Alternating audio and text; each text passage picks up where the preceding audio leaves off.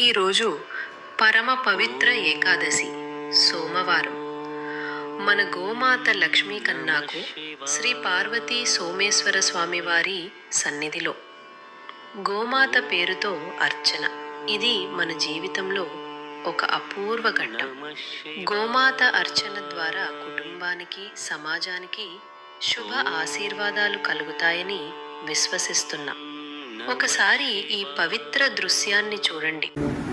మా గోమాత ఉందండి, లక్ష్మీ కన్నా అండి.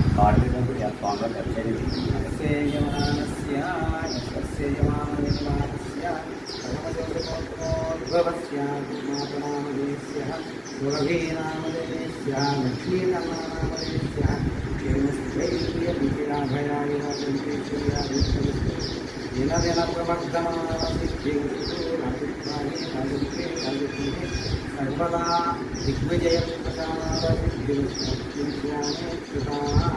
ब्राह्मणानां सर्वकार्य दिग्विजयसिद्धिरस्तु मनुष्यरूपसिद्धिरस्तु।